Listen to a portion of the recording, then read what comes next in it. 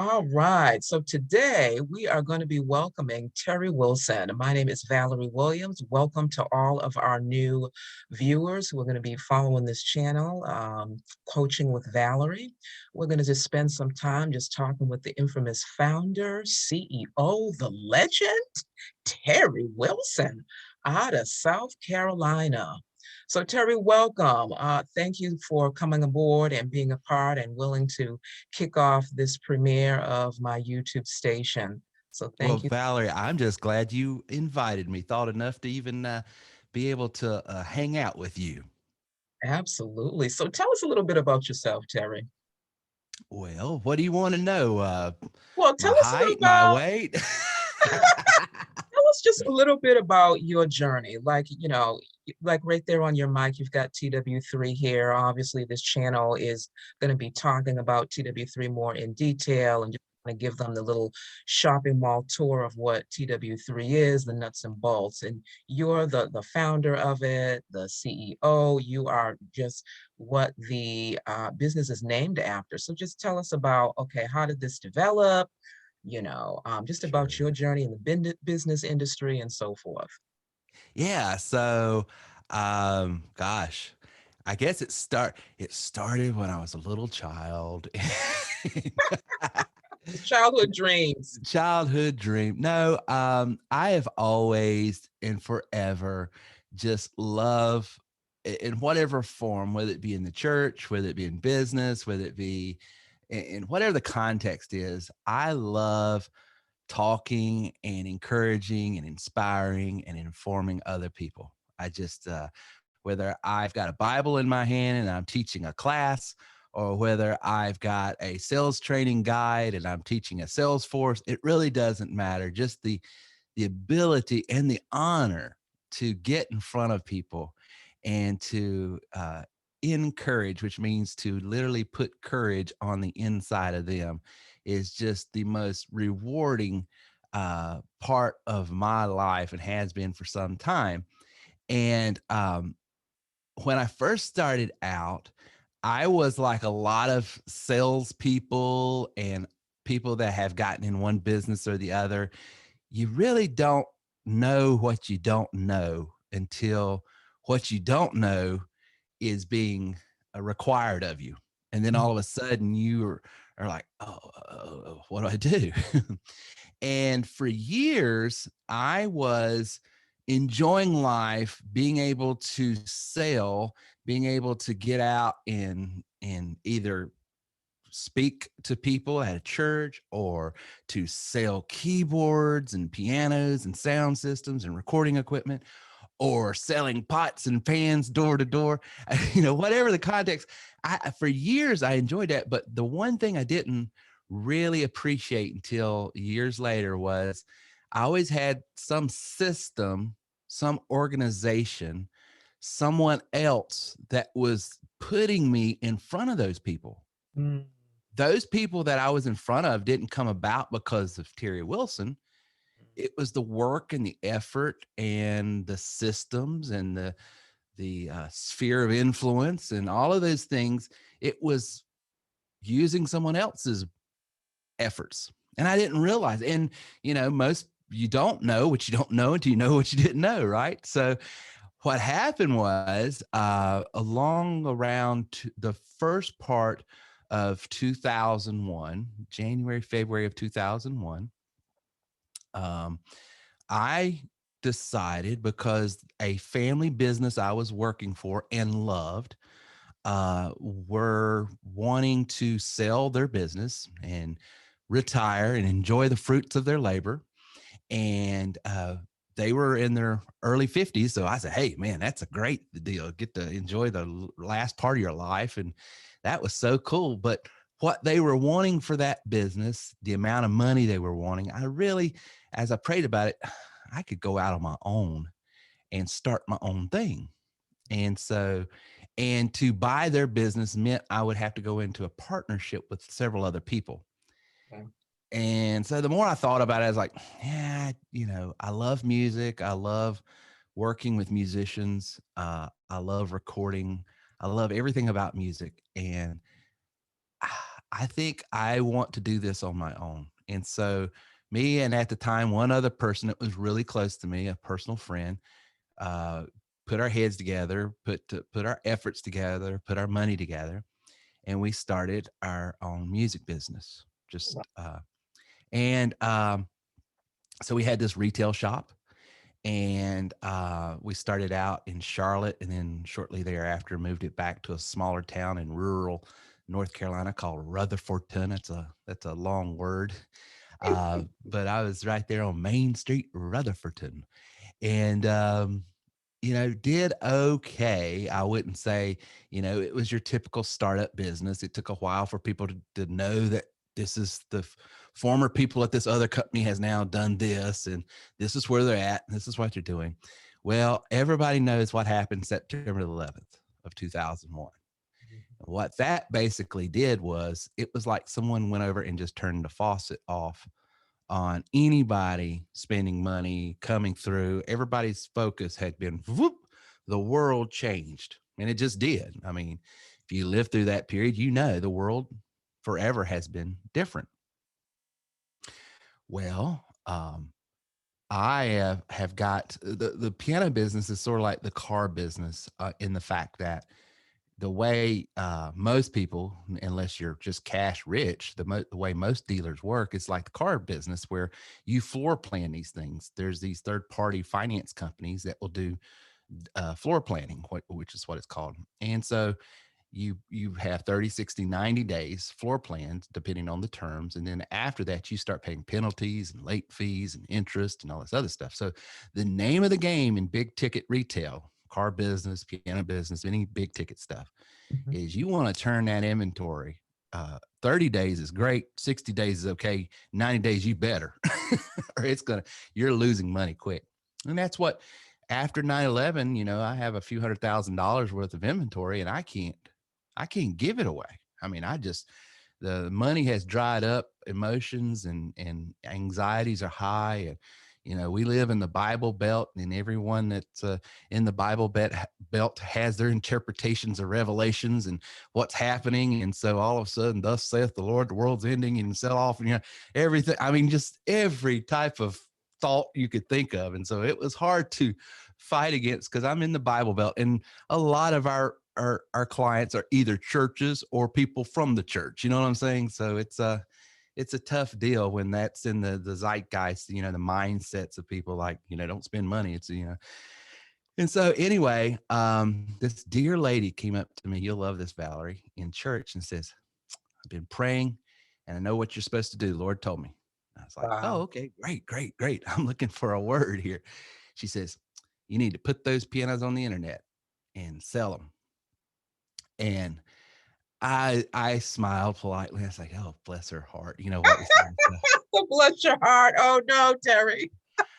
Well, I'm thinking to myself, you can't slap a stamp on this and drop it in the mailbox. I mean, these things weigh anywhere from 400 pounds up to, 1,800 pounds, depending on the size and all this other stuff. And because she got into how her grandson was selling CDs and software and stuff on this new business that had just come out a few years prior called eBay. And you put it on eBay and you can just sell it there. And I was like, she is, bless her heart. But anyway, I go to bed that night and I have this dream, and it's that I've heard it. You probably heard it in churches where the guy was told, hey, you need to get out of this area. There's a flood coming. You got to get out. It's raining. The levees are breaking. You got to get out. And he goes, nope, Lord's going to save me. And the floods start coming. So he climbs up to the top of his house, and then the rescue comes out with a boat. You got to get on this boat. The waters are still rising. You're not in safety. Nope, Lord's going to save me. And then it comes up to the very edge of the roof, and the helicopters come down and says, hey, you got to get out of here. If flood's here, you're going to die. Let's go. He goes, nope, Lord's going to save me. Well, he dies, and he goes to heaven, and he's ticked off. He's like, why didn't you save me? He says, what do you want from me? I said, a weather report, a guy in a boat, a guy in a helicopter. I mean, why is this my fault? So I had that dream in so many words. And I was like, well, maybe this is what the Lord's saying. And so I start selling pianos on eBay, and that led to starting a trucking company and starting a whole business model, which is not back then, no one ever heard of drop shipping and just in time and all this other stuff. This was the early 2000s. This was 2001, 2002. Mhm. Amazon was, selling books maybe at that. I don't know when they started, but this whole idea of you don't have inventory, you sell it, and then you take it from where it's stored in the warehouse and drop it off. We sort of just tripped upon how that works. And so life was really, really good. I basically, the showroom floor and the retail space was simply to bring legitimacy Mm. and credibility to an online business, because 99.9% of our business was all online. Right. Right. But at the time, you'll love this, Valerie, the internet and online marketing and business was still in its early infancy. And so people didn't know much about it. And so your dealer agreements was you had to have a brick and mortar space. I mean, you just had to have these lines. Right. I don't know if that's still true today or not, but so the only reason I have all this overhead and a retail space and all this other stuff is just so I can have, the lines of inventory I need to sell, because everything's being sold on the internet. Mhm. Mhm. Well, everything was great until '07, and then the housing bubble happened. And all of a sudden, I, here again, can't give pianos away online, in person, anywhere. And so I didn't realize at the time, I wasn't a very sophisticated person. Not that I am now, but I really didn't know. And that's what I keep telling people that join our business and start this whole online entrepreneurial thing. Just get going. Yeah, you're going to bump your knees and your elbows and you're going to stub your toe, but you'll learn and you'll just keep going forward. I mean, the only reason our back office is laid out the way it is and all of these different modules and all of these different ways of doing things is not because I read some sort of marketing book somewhere or went to Harvard and got a degree in business. It's because I literally have done everything wrong up until now. Mhm. So, oh, that don't work, that don't work, that don't work. Right. Finally, something works, that don't work, you know. So I always tell people, I says the benefit of that back office and that wealth of information is you don't have to go through 20 years of pain and suffering in your entrepreneurial journey. You can start learning from all the mistakes I've had to make, and others have too, that's been added to that, and move forward. And so there's a lot of pitfalls you'll get to avoid. But '07, '08 happened, and for a year I didn't take a salary. I emptied out my accounts, keeping payroll going, thinking this is going to turn around, this is going to turn around. Wasn't very sophisticated, like I said at the time. What I didn't realize was 90% of the people that were buying our pianos were two types of people. They were either new home buyers, they just bought a house and they wanted to put this nice baby grand piano in it, or Mhm. they were home builders that were out there building homes and would buy 10 at a time and put it in these new builds. Interesting. Well, when that bubble popped, we felt the blowback because it was like gone. I didn't realize at the time why were so many people buying pianos? Because you could go, if a house was worth $100,000, you could borrow up to $140,000 Mm. and then furnish that house and all that other stuff. Well, it was just some crazy lending was going on that I wasn't sophisticated as a business person to understand what the market that I was serving was doing at the time. So I got punched just like everyone else. And so the whole reason I'm in South Carolina today is because we lost that business, and because we didn't take a paycheck, because we went for literally a year and a half not making any money. That means we weren't paying bills, which means the house that we had went in and remodeled. It was where my great grandparents had met back in the early 1900s at a barn dance. Wow. Had been in the family forever. Was 13 acres. And it was our dream to have that house, that big farmhouse. We remodeled it and everything. We had all this acreage. We were having kids. So what we were going to do is each kid would have a plot there, a plot of land to be able to put their house on. And that would be the Wilson, area if they wanted it. They didn't have to. Well, all of those dreams got demolished, and it was a gut-wrenching time for us. Mm. Um, it tested my faith. It tested uh, everything about me. I mean, my probably the lowest I have ever been as a person was in those moments. I talk about it in the book, about having to go and stand in line to ask for benevolence just so I could feed my family, and it was very humbling. I'm standing in line and I'm over there, and then I've got people coming in out of it's a place called Yoka Fellas. It's there in Spindale, North Carolina. And a couple people go, "Hey, Pastor Terry, are you here to pray today with people?" And I'm dressed up. I'm in a Chrysler 300. I mean, I look like I'm Mr. Businessman, community pastor. I mean, I'm keeping up appearances, but what they didn't know is I had $4 or $3.80 some odd cents or $4, whatever it was at the time, in my account. No food at the house. We hadn't eaten a day or two, so it was at the point I had to do something.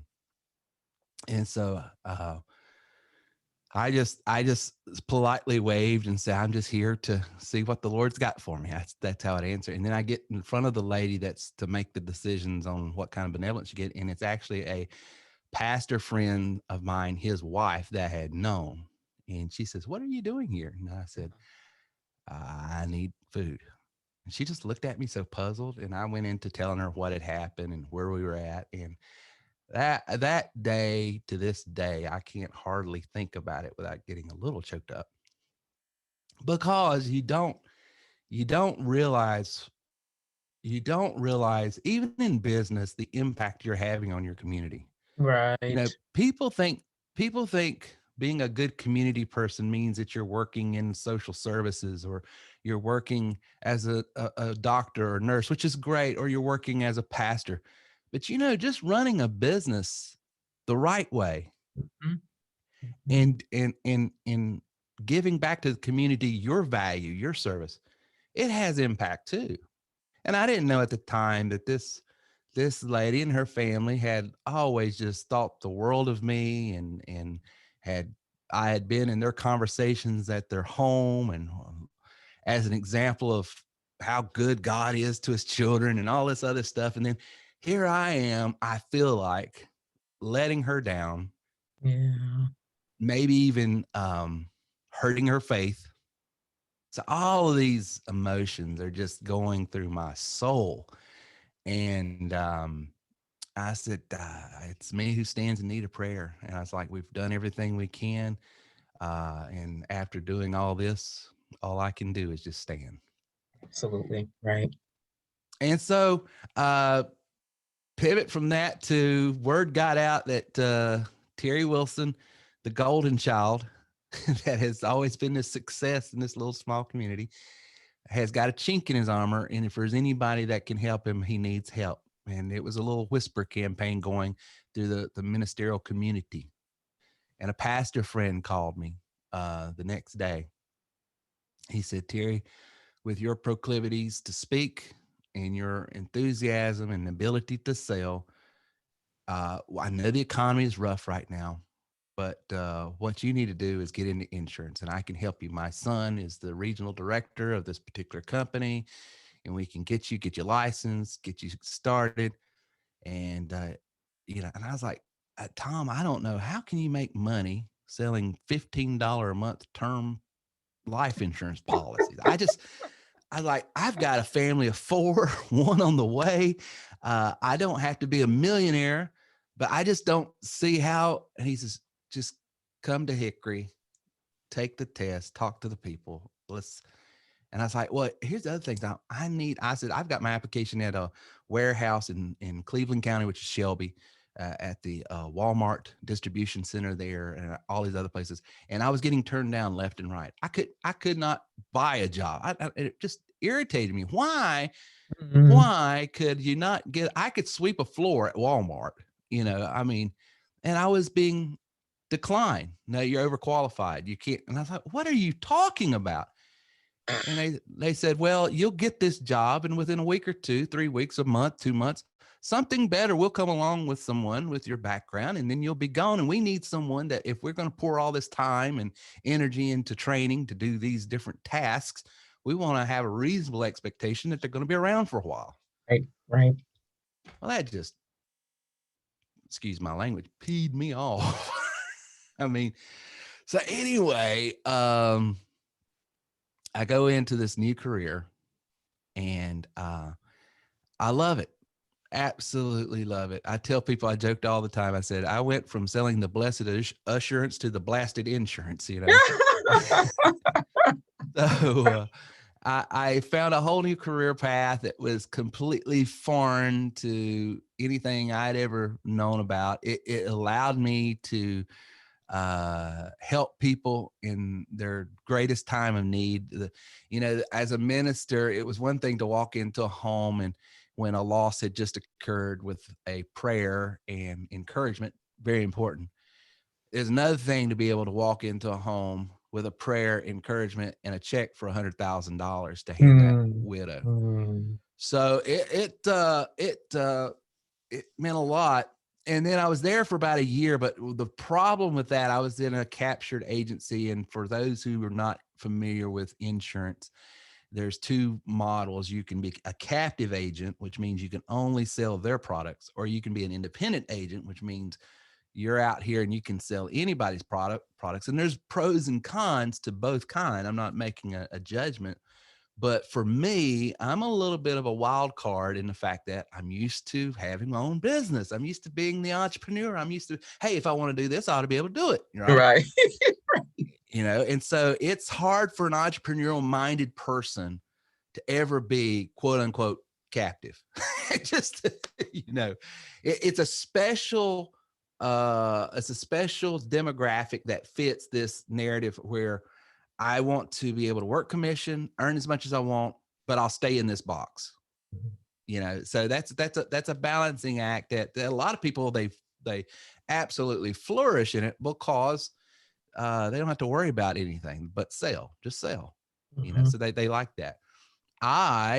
Their model was, you know, go out and call your friends, family, and foes, you know, as I like to say, you know, pester everybody, you know, get referrals, all that. And I'm just, that's not me. I am an internet marketer. I only want to speak to people who are pulling on me. I don't like pushing on people. I let my digital tools and all my text and all this stuff, I let it nag you. I don't nag you, it nags you. And then if you hear a message that seems reasonable, you respond, and then you pull on me. And then I just like that model better. And so I went independent, and you'll love this. There's a company out of Chicago called JC Penney's. Yeah. Yeah.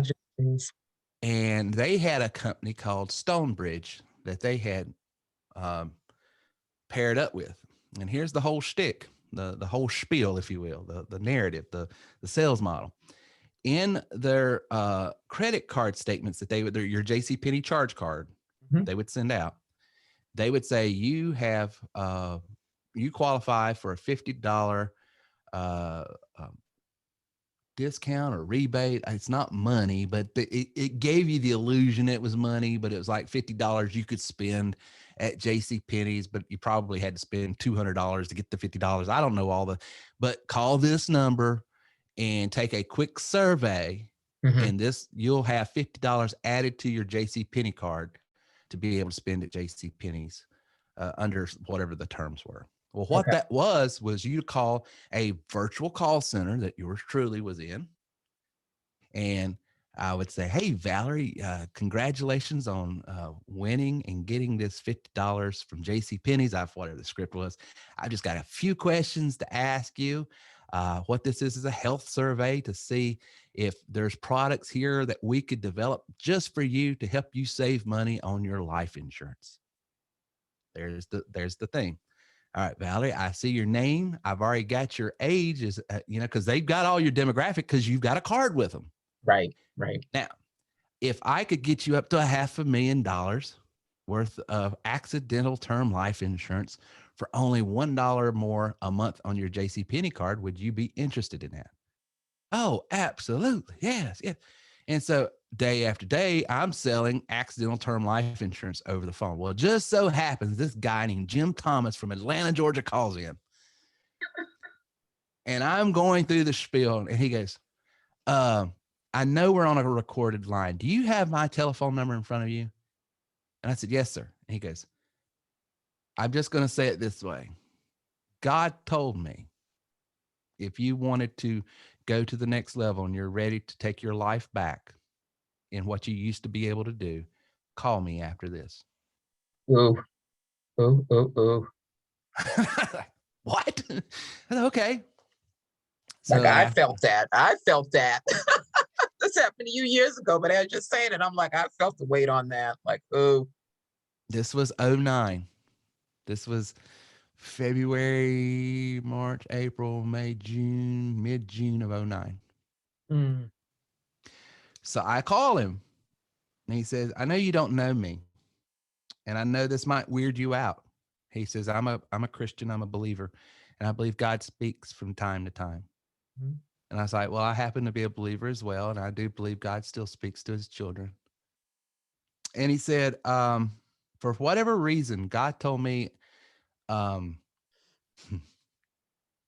Come on, Terry, go there.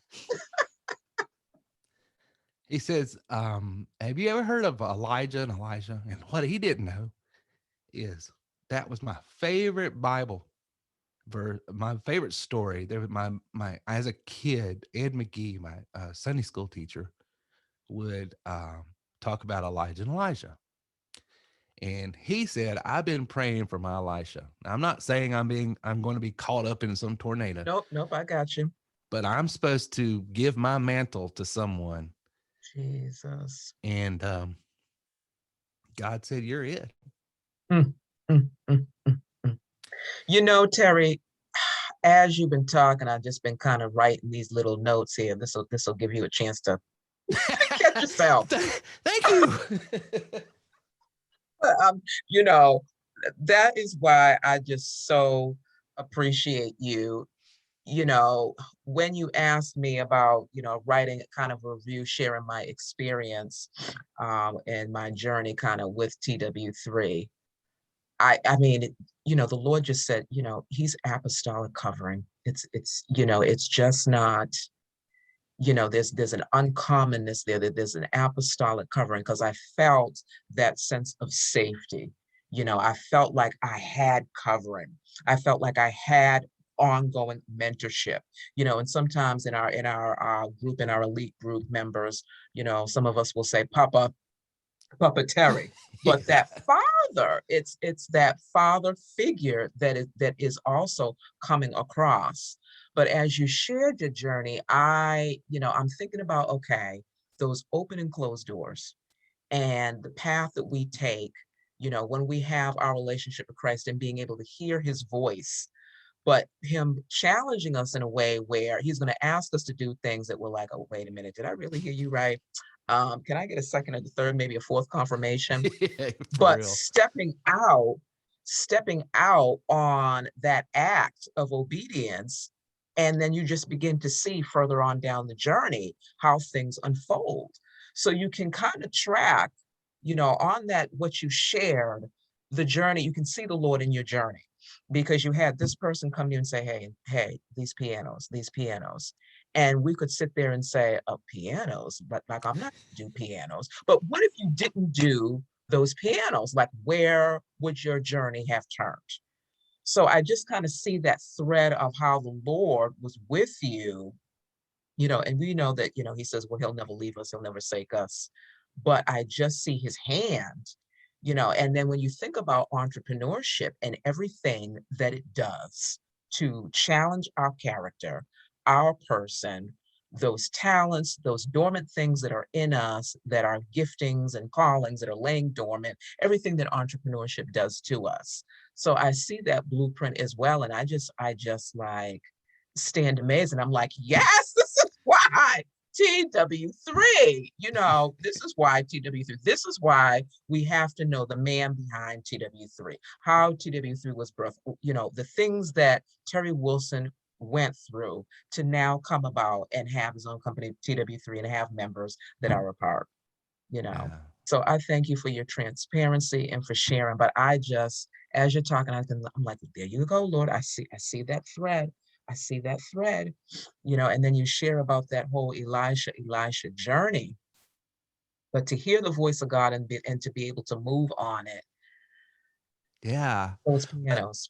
Well, see, in the insurance space, you can't just go out and become an IMO, which is an independent marketing organization, or an FMO, which is a field marketing organization. You have to spend years in the business, develop relationships with these carriers, build credit and credibility, and then they will allow you to come out and be one of these, a You were broker. fast tracked. You were on the fast track and And didn't even realize it. that guy that night says, "You'll be a broker within a week."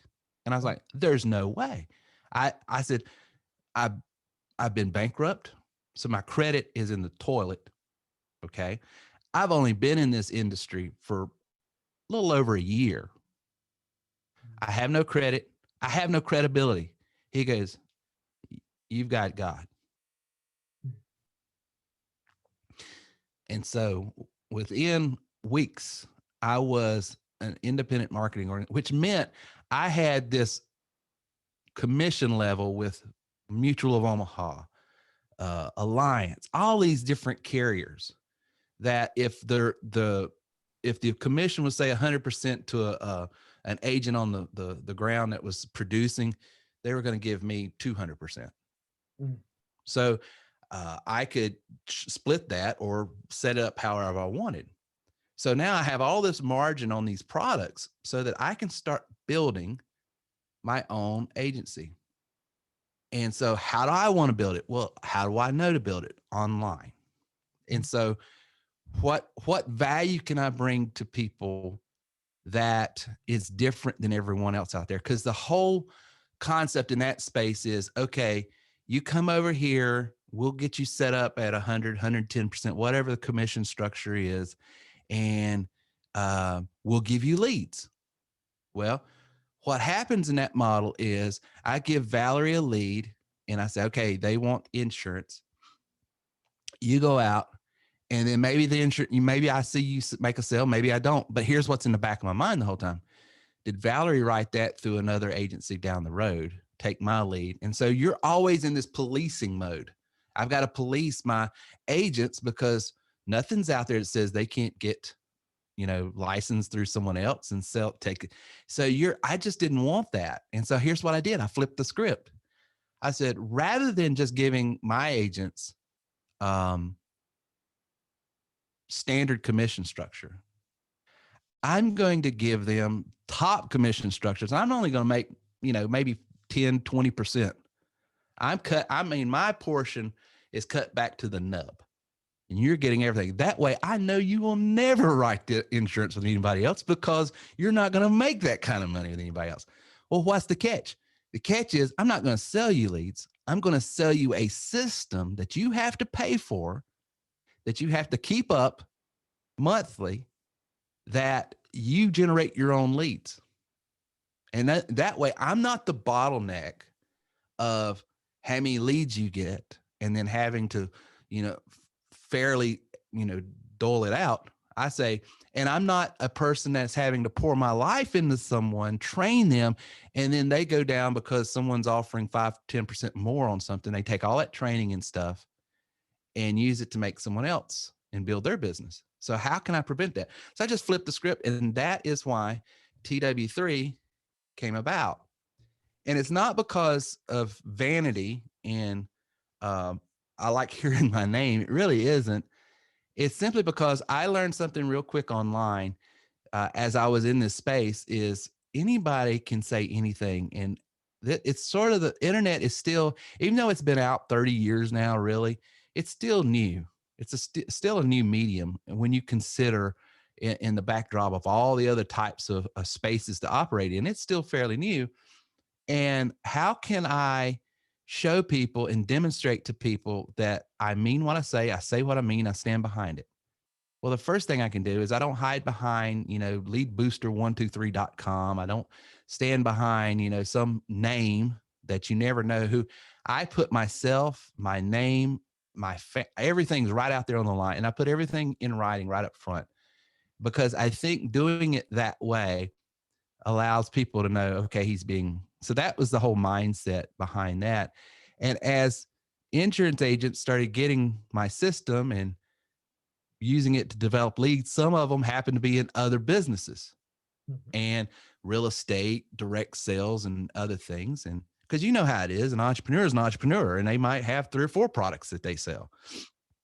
And so real estate agents started using this as a virtual agency. I had a lot of people in the MLM and network marketing world and health and fitness world say, hey, this is it, man. I can have a system that would manage all of my downline, have a system that would generate all the leads for them. It would be a back office for my business. I don't even have to come up with all the training.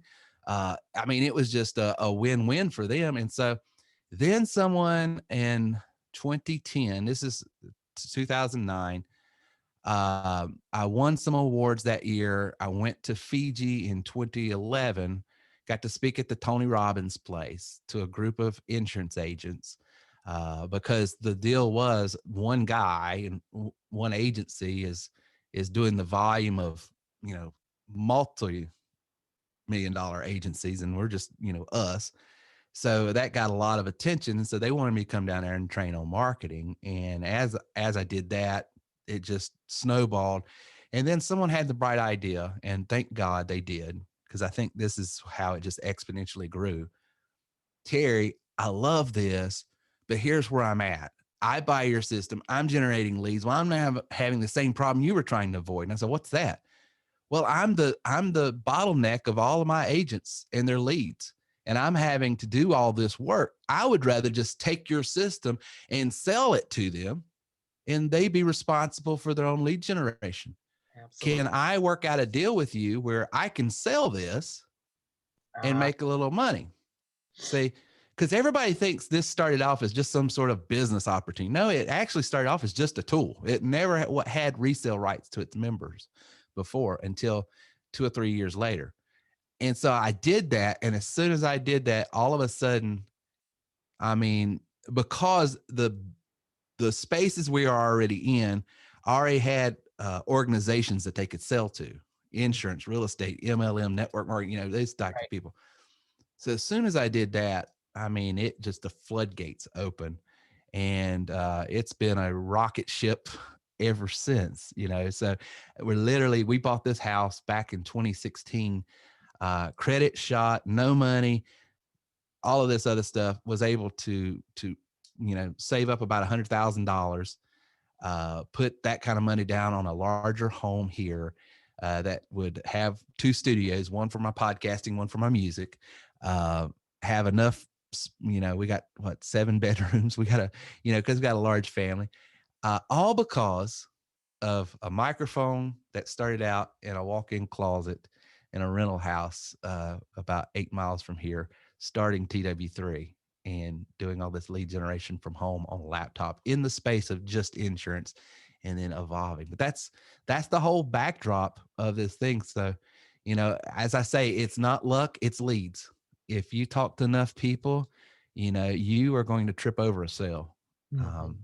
And you don't have to be the most, look at me, I am not the most polished person in the world. And Valerie, you've seen my content. It is fraught with misspellings all the time, syntax errors. I am amazed anyone can make heads or tails out of what I'm saying. We have misspelling bee for that. Thank God for misspelling bee. Yes. Shout out to Lori Brown. Absolutely. But the point is, I win by statistical numbers. If I get my message out in a targeted area that I know I would have the greatest chance of making an impact with, it doesn't matter if 98% of them say, you're foolish, you're crazy, you're a numbskull. Why would I? There's going to be 2 that likes what I'm saying, likes the way I'm saying it, and feels like they have rapport with me. And I just rinse, wash, and repeat. Because it's like, I was talking to a new rep the other day. He said, the reason I hated sales and the reasons I hated, my own business type thing is because I always felt like I was dejected and rejected, and just it took a real toll on my psyche at the end of the day because I just kept getting doors slammed in my face and people hanging up and people cursing me and this and that and the other. He said, "This is the first business I've ever been in where I literally don't care if they like it or they don't like it. Because number one, they don't even have to buy anything. I can give them something to make money. And number two, there's 100 more people right behind them." Exactly, exactly. So while we're on that, talk about that. Talk about, because we always have a mixed multitude. So a part of that mixed multitude, I'm seeing two audiences. So one audience, that person that does not have that entrepreneurial mindset. You have those people that, didn't have a family that you could see that they were business owners. Like they didn't have the mom and pop, they had their business. And so it automatically translated to them. They had this love for business, wanted to go and be an entrepreneur. And then you have the ones that are, okay, let's do the typical thing that, America, dictates. We go to college, we get our degree, we go and we find a job and we work 9 to 5, 11 to 7, or whatever the 8 hours is. So we've got two audiences there.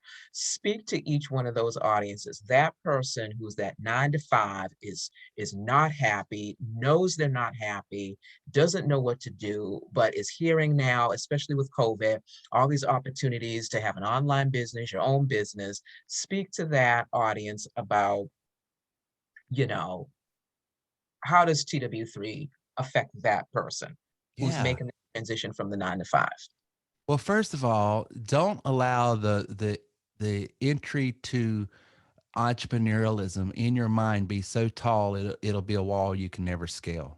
Hmm. Because um Say that again, because you always give nuggets, and I have to catch them and just be like, yeah, hold on. well, most people, I don't know of anyone that doesn't want to earn more money, have more freedom, be Better able to do themselves. there's nobody. But why is it that some will settle for gambling on guarantees rather than gambling on entrepreneurialism? And it has to do with, you're right, background. Maybe they've been taught that's the whole rich dad poor dad dichotomy. You know what I'm saying?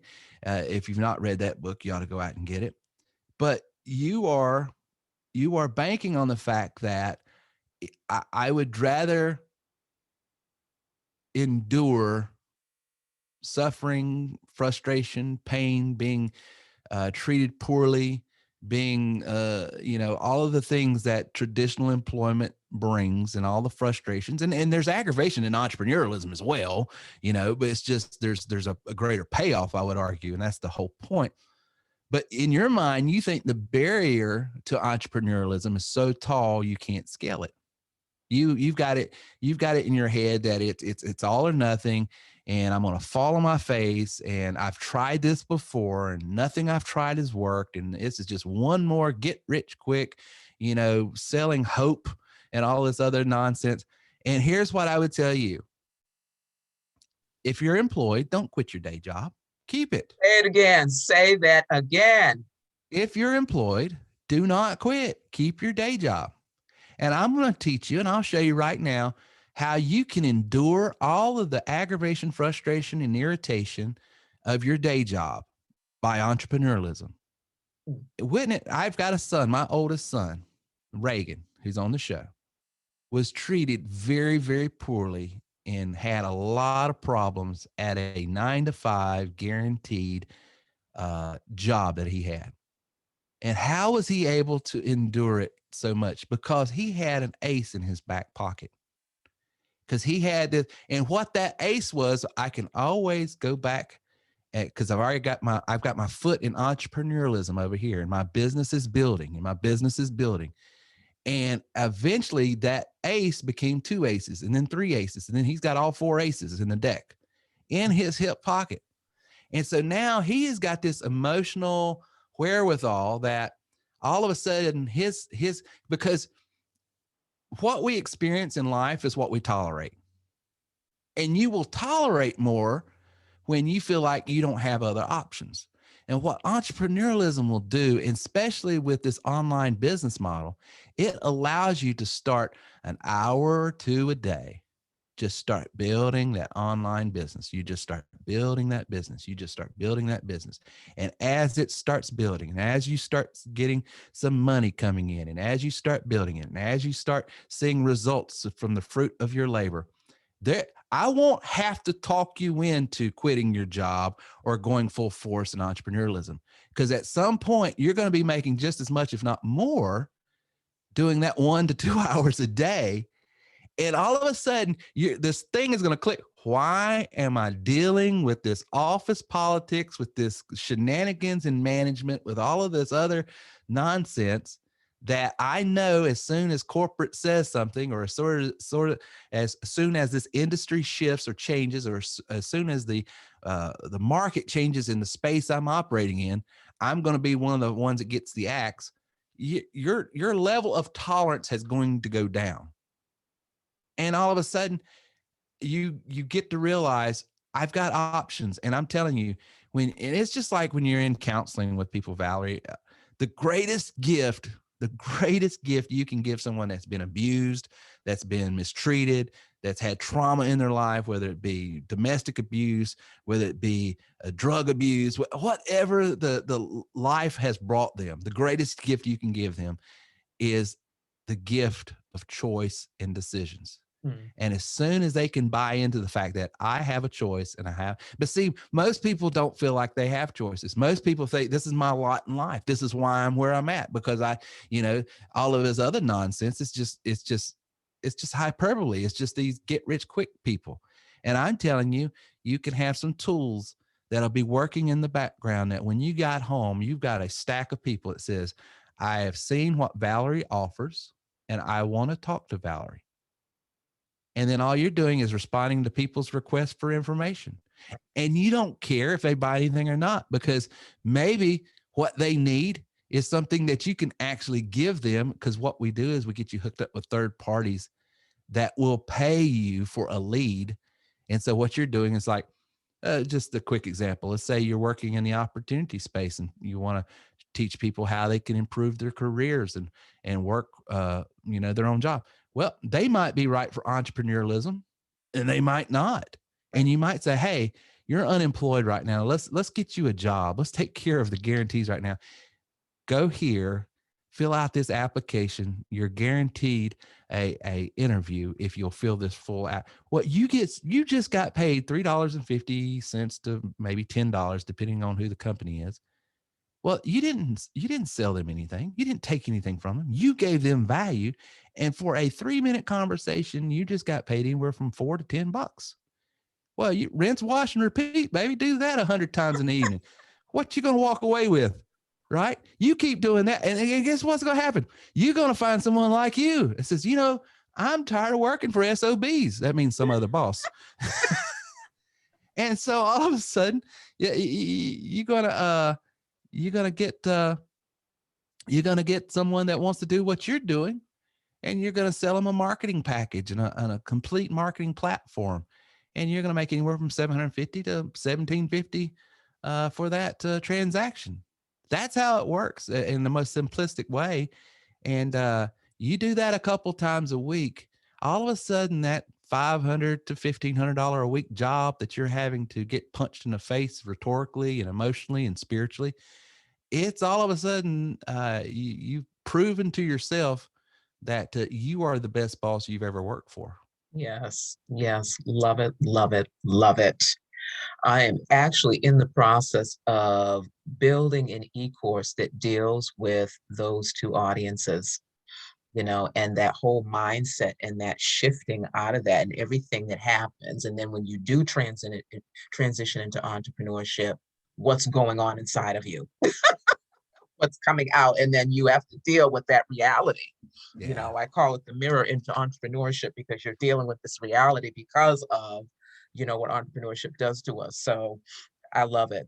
Now, our second audience, that entrepreneur, the business owner, they're in their business, And, you know, maybe they've been into it for years, maybe they're successful, maybe they are just have that mindset like this business is burning me out. Like, you know, what, you know, like I feel like I'm suffocating. What can I do? I need fresh breath. I need to try something new, but don't know what to do. You know, what would you say to those people? I would say you may have been sold a lie and you might have even bought the lie. Mm, And as soon as you get this one mindset about you, your whole business is going to change and your experience with that business is going to change. And that's this: most business people are in that business because there was something about that business that they loved. I was in the music business. Why? Because I loved music, right? I love being around it. I love playing it. I love recording it. I love talking to people about it. I was in ministry, which I know I don't want to secularize it, but it was a business. You know, I was in the business of teaching people the word of God and encouraging them and inspiring them. I got into insurance. Why? Because here again, I like to encourage, inspire, and I like to give people. So we're all in some sort of business. I've got friends that are in the restaurant business, which I think they're crazy because that's the hardest business. Those folks work nonstop, but they love food. So they don't see all the work. They love the cooking. They love developing the recipes. They love everything about it. And it's hard work. it is. But everybody is in a business because if you own a business, it's typically because there's something about that business that drew you to it. And then you got into it and you got smacked in the face with this one thing. And this is where you probably bought into a lie. For a business to work, it requires a fresh set of eyes, ears, and hearts looking at your proposition, your value all the time. Mm, And so you have had somebody come through that's probably wearing a suit or a dress, and they're from marketing agency or they're from radio station or newspaper or this. And this mindset is I can outsource the marketing of my business to this entity over here, to this agency over here, to this over here. And I'll get hooked up with them and they'll run this and they'll drive me my leads or traffic or customers to my store, whatever the context of your business calls it. It's still the same thing. And the problem with that is I have found most of these companies don't know how to drive your avatar to you, and what they're doing today may be working, but it won't be working tomorrow. And so as you're always beholden to, it's almost like you don't own your business anymore. They mm, actually own your business. mm, That's what happened to me when I was in insurance. mm. I was having to buy leads from All Web Leads and all these other companies. Well, Right. to the extent that they could generate good quality term life in like mortgage protection or annuity or health insurance leads, to the extent that they could do that, my business rose and fell on the quality they could produce for me. Right. Right. Well, I don't own my business, they do. Right. And so no one goes into business saying, I love marketing, right? I love lead generation. But I will tell you, it is a skill set and a function that as soon as you learn and get on top of, that's the day you own your business and you will experience life in business to a level and a degree that you have never had before. Because you literally, if you understand how to use these various marketing components to drive as many leads as you want to whatever your product, good, and services is, number one, how would you like to be put in a position that you only work with the people you want to work with? See, most business people, the leads are so scarce and traffic to their thing is so scarce. Man, they'll sell to anybody that can exchange oxygen for carbon Right. dioxide. Right. Well, Right. what kind of experience is that later on? I mean, let's get real. You might be the greatest person in the world. They might be the greatest person in the world, but your personalities and your perspectives and your attitudes toward things is just conflict waiting to happen. Mhm, mhm.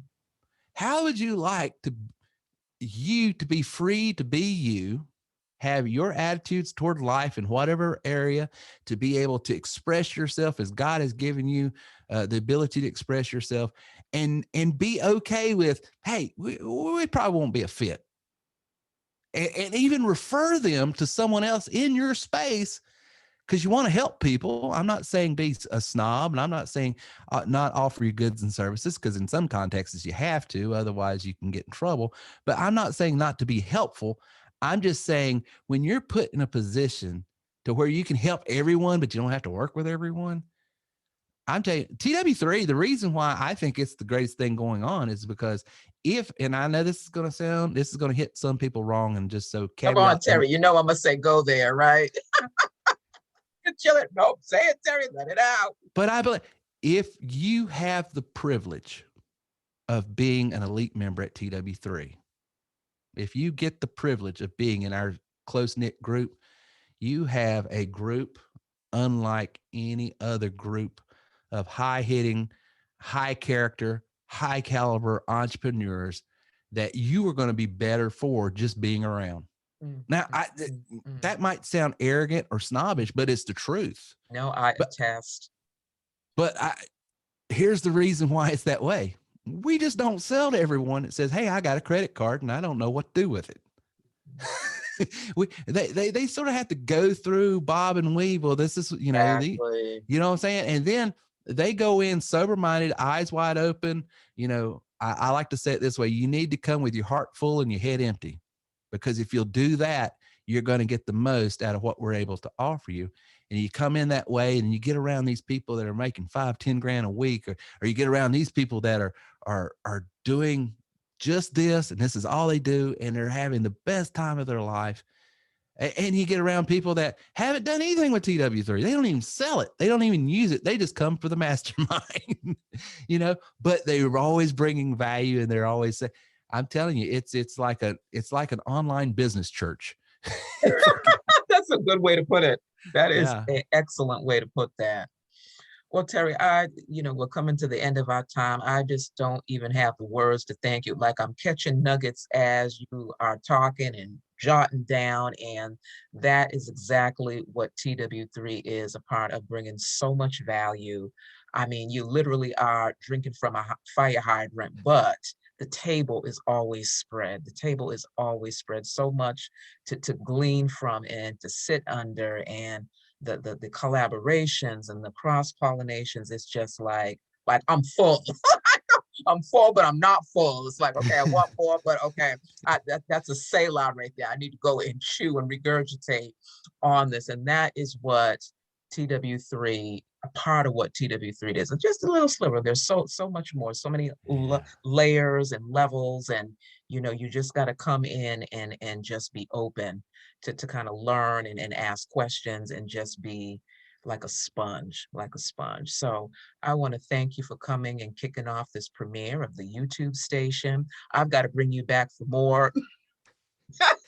Well, next time I need to let you get a word in edgewise. That's the only thing. No, that's what it was about, because I really wanted you to just kind of share your journey, and how was Terry Wilson TW3 the business birthed, and to share that journey. And unless we ask these questions, we don't know, because for these new entrepreneurs that are coming aboard, they just think, okay, it's real quick, it's going to be easy. They're thinking about the dollar. They don't think about the process and the journey. And so we need to know the journey, because the journey is just as important as the final destination. So thank you for Absolutely. part. I'm always so honored. Oh, you're a sweetheart. Thank you so much I get to be your first guest. And that's just Absolutely. a huge honor. And I count it just an honor, and so fortunate to be able to know people and be associated with people like you, Valerie.